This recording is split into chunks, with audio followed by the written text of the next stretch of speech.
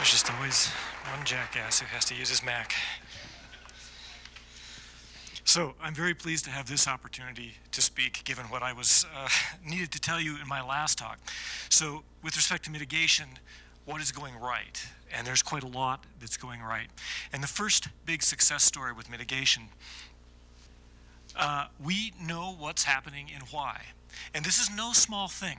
Understanding Earth's climate system to the level that we do is one of humankind's great scientific achievements. It is incredibly complex. You have to do physics, chemistry, biology, ecology, to get to this very tippy top, this pinnacle of understanding of a system as complex as the Earth system. And you don't have to read all of those, but there's so many disciplines that go into this. So much observation. One of the networks of observation that allows us to understand the things that we're doing this well is a large space-based network of observations run by NASA and the European Space Agency, for example. So this is going well. We are getting better at understanding what's going on with the climate. Do we know everything? Absolutely not. But not knowing everything is not the same as not knowing anything. The second success story is that we have global agreement on what's going wrong and why.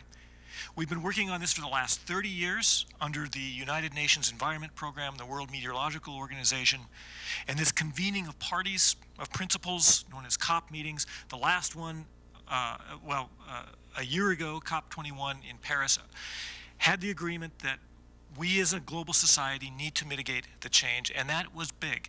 And a follow-on meeting, COP22 in Marrakech this last month in Morocco, solidified that agreement. So that is moving forward.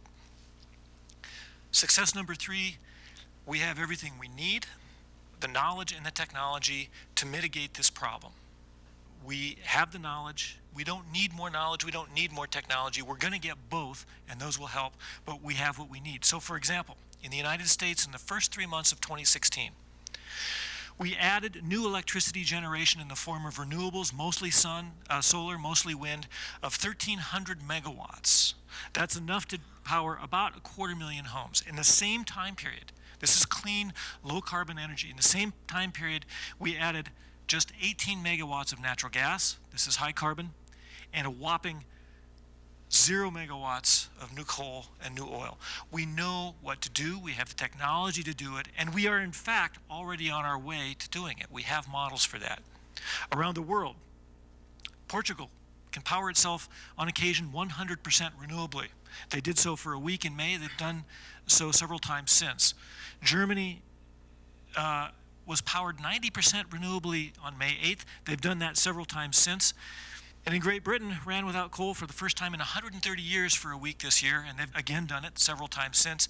So Portugal, you may roll your eyes at a little bit, but Germany is the world's 4th largest economy. And Great Britain is one of the world's largest economies as well. They're managing to do it. They're managing to do it and stay economically successful. Success number 4 is that things are in motion beyond the international scale.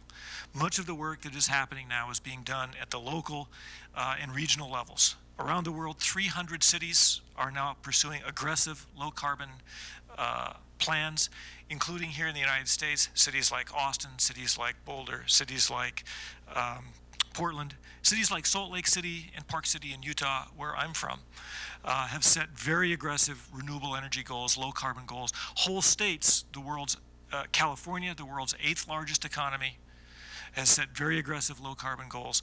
And these are happening at the local and regional levels. They don't require congressional action. They don't require presidential action. They don't require international action.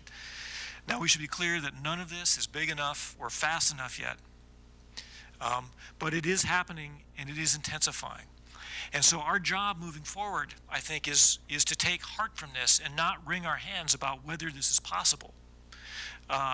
We need to just put our heads down and take the next step that we can see. We need to approach this like cathedral builders. We're going to do our part, and we may not live to see the rest of it, but we're going to trust that the people who come after us are going to do their part. And I think there's good evidence to suggest that that's underway. Thank you.